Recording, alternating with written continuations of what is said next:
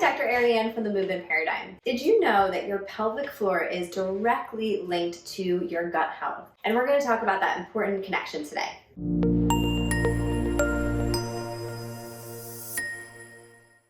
So our gut is going to be the opening all the way from the mouth to the anus. So we want to think about that direct connection. Here is our rectum and then moving into our anus here. So it is a direct influence on the pelvic floor and vice versa. So whether you are experiencing chronic constipation, diarrhea, or even something like a condition like SIBO, small intestinal bacterial overgrowth, leaky gut, SIFO, small intestinal fungal overgrowth, large intestinal fungal overgrowth. All of these conditions are going to have a direct influence on your pelvic floor function. It will absolutely impact it at some capacity. And conversely, any type of pelvic floor dysfunction will influence your gut. So for example, if you have a really tight pelvic floor, a hypertonic pelvic floor, that will likely contribute to some chronic constipation. So these connections can happen in three ways. The first way is going to be the sphincters. So we have an internal sphincter in our pelvic floor, and we also have an external sphincter. Think of this internal sphincter as our communication system. So it is going to signal to the brain that it is time to have a bowel movement. So when we have chronic constipation, for example, again, is in this particular case, this sphincter has been disrupted. This communication system has been disrupted. So we ultimately have to retrain our bowel habits to allow an opportunity for the communication to improve. Now we also have an external sphincter, and so this can be stimulated when we are wiping.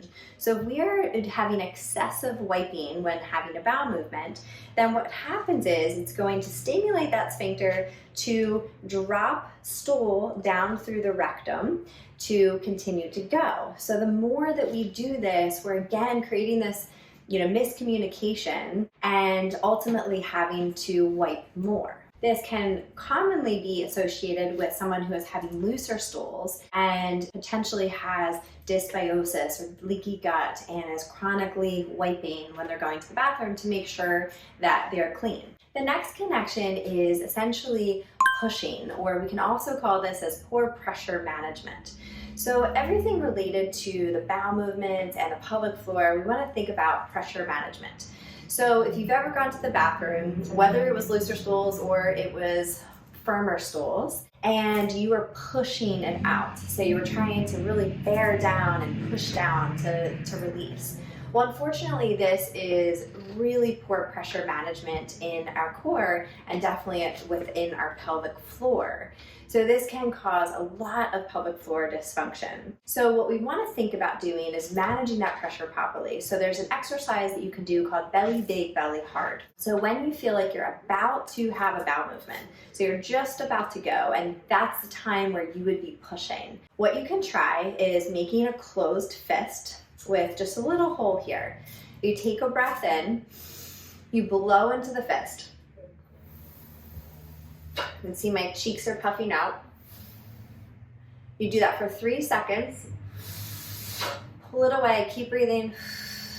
And you should feel like you're able to excrete very, very naturally and in a relaxed manner. We need the pelvic floor to relax to have a bowel movement. And last but not least is your bowel mechanics. This will go hand in hand with pressure management. So things like using a squatty potty is a great way to improve your squat mechanics. You can also just elevate your feet.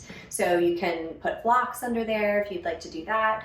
And this will allow the stool to move easily into the rectum to be ultimately evacuated. So really important to optimize squat mechanics, bowel mechanics, to work on pressure, to think about your sphincters and that communication with your brain and how you're influencing your bowel habits and pelvic floor function. So this is just scratching the surface of all of the different connections with these two, but hopefully it gives you an appreciation that if you have any kind of bowel issue, you absolutely need to address your pelvic floor and vice versa. They go hand in hand, so you really want to take the time to work with a professional, please make sure you reach out to us. We'd be more than happy to help you on your journey virtually or in person, and really begin to uncover what issues may be affecting you on either side of things. So if this was helpful, give it a like, give it a share. Make sure to subscribe to our YouTube channel, The Movement Paradigm, for weekly tips on mindset, nutrition, and movement. And thank you very much.